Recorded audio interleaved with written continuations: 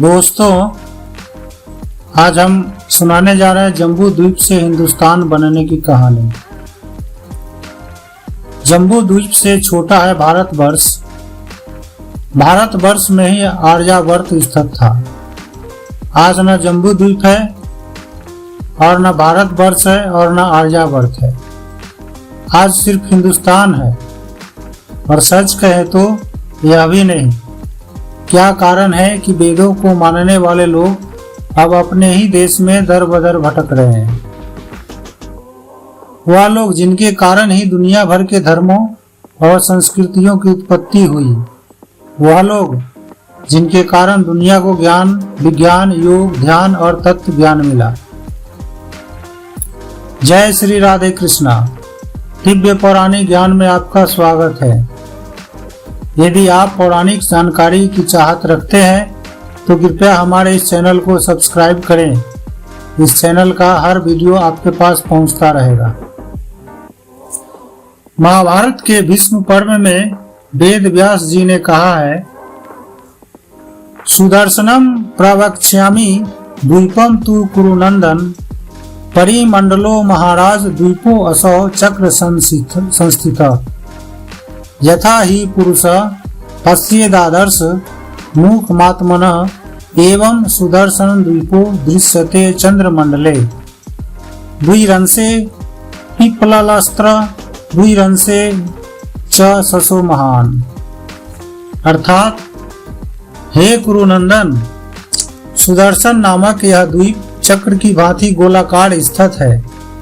जैसे पुरुष दर्पण में अपना मुख देखता है, उसी प्रकार यह द्वीप चंद्रमंडल में दिखाई देता है। इसके दो अंशों में पीपल और दो अंशों में महान सस यानी खरगोश दिखाई देता है। अर्थात दो अंशों में पीपल का पीपल के दो पत्तों और दो अंशों में सस अर्थात खरगोश की आकृति के समान दिखाई देता है। आप कागज पर पीपल के दो पत्तों और दो खरगोश की आकृति बनाइए और फिर उसे उल्टा करके देखिए। आपको धरती का मानचित्र दिखाई देगा। यह श्लोक 5000 वर्ष पूर्व लिखा गया था। इसका मतलब लोगों ने चंद्रमा पर जाकर इस धरती को देखा होगा, तभी वह बताने में सक्षम हुआ होगा कि ऊपर से समुद्र को छोड़कर धरती कहां कहां पर नजर आती है और किस तरह की है। पहले संपूर्ण हिंदू जाति जम्बू द्वीप पर शासन करती थी। फिर उसका शासन घटकर भारतवर्ष तक सीमित हो गया।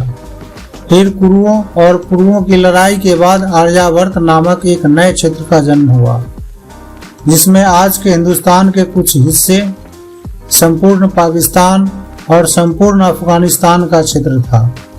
लेकिन लगातार आक्रमण, धर्मांतरण और युद्ध के चलते अब घटते घटते सिर्फ हिंदुस्तान बचा है। यह कहना सही नहीं होगा कि पहले हिंदुस्तान का नाम भारतवर्ष था और उसके भी पूर्व जम्बू द्वीप था, बल्कि कहना यह चाहिए कि आज जिसका नाम हिंदुस्तान है वह भारतवर्ष का एक टुकड़ा मात्र है, जिसे आर्यावर्त कहते हैं। वह भी भारतवर्ष का एक हिस्सा भर है और जिसे भारतवर्ष कहते हैं वह तो जम्बू द्वीप का एक हिस्सा मात्र है। जम्बू द्वीप में पहले देव, असुर और फिर बहुत बाद में कुरुवंश और पुरुवंश की लड़ाई और विचारधाराओं के टकराव के चलते यह जम्बू द्वीप कई भागों में बंटता चला गया। पुराणों और वेदों के अनुसार धरती के 7 द्वीप थे: जम्बू, प्लक्ष, सालमली, कुश, क्रौंच, शाक एवं पुष्कर। इसमें से जम्बू द्वीप सभी के बीचों बीच स्थित है। विष्णु पुराण के अनुसार जम्बू द्वीप का वर्णन जम्बू द्वीप को बाहर से लाख योजन वाले खारे पानी के वलयाकार समुद्र ने चारों ओर से घेरा हुआ है। जम्बू द्वीप का विस्तार 1 लाख योजन है। जम्बू अर्थात जामुन नामक वृक्ष की इस द्वीप पर अधिकता के कारण इस द्वीप का नाम जम्बू द्वीप रखा गया था। जम्बू द्वीप के 9 खंड थे: इलावृत, भद्राश्व, कीपुरुष, भारत, हरि, केतुमाल, रम्यक, कुरु और हिरण्मय। इनमें भारतवर्ष ही मृत्यु लोक है, शेष देवलोक है। इसके चतुर्दिक लवण सागर है। इस संपूर्ण नौ खंड में इजराइल से चीन और रूस से भारतवर्ष का क्षेत्र आता है। जम्बू द्वीप में प्रमुख रूप से 6 पर्वत थे: हिमवान, हेमकूट, निषद, नील, श्वेत और श्रृंगवान। भारतवर्ष का वर्णन: समुद्र के उत्तर तथा हिमालय के दक्षिण में भारतवर्ष स्थित है। इसका विस्तार 9000 योजन है।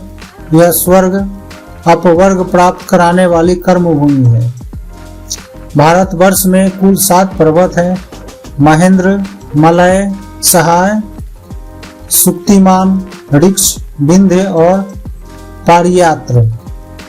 भारतवर्ष के 9 खंड: इंद्रद्वीप, कसेरु, ताम्रपर्ण, गविस्तमान, नागद्वीप, सौम्य, गंधर्व और वारुण तथा यह समुद्र से घिरा हुआ द्वीप उनमें 9वां है। भारतवर्ष की मुख्य नदियां शतद्रु, चंद्रभागा, वेद, स्मृति, नर्मदा, सुरसा, तापी, पयोसनी, निर्विंध्या, गोदावरी, भीमरथी, कृष्णदेवी, कृतमाला, ताम्रपर्णी, त्रिसामा, आर्जकुल्या, ऋषिकुल्पा, कुमारी आदि नदियां जिनकी सहर्षों, शाखाएं और उप नदियां हैं। तट के निवासी इन नदियों के तटों पर कुरु, पंचाल, पुंड्र, कलिंग, मगध, दक्षिणात्य, अपरांत देशवासी, सौराष्ट्रगण, तहासुर, आभीर एवं अर्बुदगण, कारूस, मालव, पारियात्र, सौबीर, संधव, हून, साल्व, कोसव, मद्र, आराम, अम्बस्ट और पारसी गण रहते हैं। इसके पूर्वी भाग में किरात और पश्चिमी भाग में यवन बसे हुए हैं। भारतवर्ष को किसने बसाया? त्रेता युग में अर्थात भगवान राम के काल के हजारों वर्ष पूर्व प्रथम मनु स्वयंभू मनु के पुत्र और प्रियव्रत के पुत्र ने इस भारतवर्ष को बसाया था। तब इसका नाम कुछ और था। वायु पुराण के अनुसार महाराज प्रियव्रत का अपना कोई पुत्र नहीं था, तो उन्होंने अपनी पुत्री के पुत्र अग्निंद्र को गोद ले लिया था, जिसका लड़का नाभि था। नाभि की एक पत्नी मेरु देवी से जो पुत्र पैदा हुआ उसका नाम ऋषभ था। इसी ऋषभ के पुत्र भरत थे तथा इन्हीं भरत के नाम पर इस देश का नाम भारतवर्ष पड़ा। हालांकि कुछ लोग मानते हैं कि राम के कुल में पूर्व में जो भरत हुए उनके नाम पर भारतवर्ष नाम पड़ा। यह बता दें कि कुरु वंश के राजा दुष्यंत और शकुंतला के पुत्र भरत के नाम पर भारतवर्ष नहीं पड़ा। इस भूमि का चयन करने के कारण था कि प्राचीन काल में जम्बू द्वीप ही एकमात्र ऐसा द्वीप था जहां रहने के लिए उचित वातावरण था और उसमें भी भारतवर्ष की जलवायु सबसे उत्तम थी। यही विवस्ता नदी के पास स्वयंभू मनु और उनकी पत्नी शतरूपा निवास करते थे। राजा प्रियव्रत ने अपनी पुत्री के 10 पुत्रों में से 7 को संपूर्ण धरती के 7 महाद्वीपों का राजा बना दिया था। अग्निंद्र को जम्बू द्वीप का राजा बना दिया था। इस प्रकार राजा भरत ने जो क्षेत्र अपने पुत्री सुमति को दिया वह भारतवर्ष कहलाया। भारतवर्ष अर्थात भरत राजा का क्षेत्र। इनमें जम्बू द्वीप आज के यूरेशिया के लिए प्रयुक्त किया गया है। इस जम्बू द्वीप में भारत खंड अर्थात भारत का क्षेत्र अर्थात भारतवर्ष स्थित है, जो कि आर्यावर्त कहलाता है। हिमालय पर्वत से दक्षिण का वर्ष अर्थात क्षेत्र भारतवर्ष है। जम्बू द्वीप का विस्तार: जम्बू द्वीप संपूर्ण एशिया, भारतवर्ष, पारस यानी Iran, Afghanistan, Pakistan, Hindustan, Nepal, Tibet, Bhutan, Myanmar, Sri Lanka, Maldives, Thailand, Malaysia, Indonesia, Cambodia, Vietnam, Laos तक भारतवर्ष है। आर्यावर्त: बहुत से लोग भारतवर्ष को ही आर्यावर्त मानते हैं, जबकि यह भारत का एक हिस्सा मात्र था। वेदों में उत्तरी भारत को आर्यावर्त कहा गया है। आर्यावर्त का अर्थ आर्यों का निवास स्थान। आर्य भूमि का विस्तार काबुल की कुंभा नदी से भारत की गंगा नदी तक था। ऋग्वेद में आर्यों के निवास स्थान को सप्त सिंधु प्रदेश कहा गया है। ऋग्वेद के नदी सूक्त में आर्य निवास में प्रवाहित होने वाली नदियों का वर्णन मिलता है, जो मुख्य है कुंभा, काबुल नदी, कुरगु यानी कुर्रम नदी, गोमती, गोमल, सिंधु, पुरुषनी यानी रावी नदी, सुतुद्री यानी सतलज नदी, बितस्ता, झेलम नदी, सरस्वती नदी, यमुना तथा गंगा नदी। वेद और महाभारत को छोड़कर अन्य ग्रंथों में जो आर्यावर्त का वर्णन मिलता है वह भ्रम पैदा करने वाला है, क्योंकि आर्यों का निवास स्थान हर काल में फैलता रहा और सिकुड़ता गया था। इसलिए उसकी सीमा क्षेत्र का निर्धारण अलग अलग ग्रंथों में अलग अलग मिलता है। मूलतः जो प्रारंभ में था वही सत्य है। हिंदुस्तान बनने की कहानी महाभारत काल में ही लिख दी गई थी, जबकि महाभारत हुई थी। महाभारत के बाद वेदों को मानने वाले लोग हमेशा से यवन और म्लेच्छों से त्रस्त रहते थे। महाभारत काल के बाद भारतवर्ष पूर्णतः बिखर गया था। सत्ता का कोई ठोस केंद्र नहीं था। ऐसे में खंड खंड होता चला गया। आर्यखंड एक अराजक खंड बनकर रह गया था। महाभारत के बाद म्लेच्छ और यवन लगातार आर्यों पर आक्रमण करते रहते थे। आर्यों में भरत, दास, दस्यु और अन्य जाति के लोग थे। गौरतलब है कि आर्य किसी जाति का नाम नहीं, बल्कि वेदों के अनुसार जीवन यापन करने वाले लोगों का नाम है। बौद्ध काल में विचारधाराओं की लड़ाई अपने चरम पर चली गई। ऐसे में चाणक्य की बुद्धि से चंद्रगुप्त मौर्य ने एक बार फिर भारतवर्ष को फिर से एकजुट कर एक छत्र के नीचे ला खड़ा किया। बाद में सम्राट अशोक तक राज्य अच्छे से चला। अशोक के बाद भारत का पतन होना शुरू हुआ। नए भारत और संस्कृति के अस्तित्व में आने के बाद भारत पर पुनः आक्रमण का दौर शुरू हुआ, और फिर कब उसके हाथ से सिंगापुर, मलेशिया, ईरान, अफगानिस्तान छूट गया पता नहीं चला।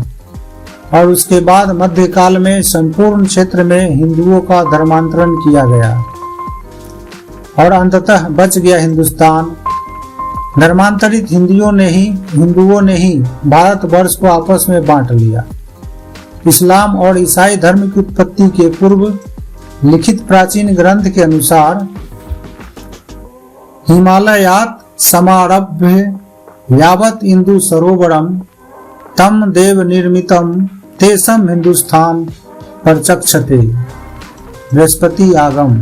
अर्थात हिमालय से प्रारंभ होकर इंदु सरोवर अर्थात हिंद महासागर तक यह देव निर्मित देश हिंदुस्तान कहलाता है। इसका मतलब हिंदुस्तान चंद्रगुप्त मौर्य के काल में था, लेकिन आज जिसे हिंदुस्तान कहते हैं वह क्या है। चलिए, आशा करता हूं कि आपको यह वीडियो अच्छा लगा होगा। जय श्री राधे कृष्णा।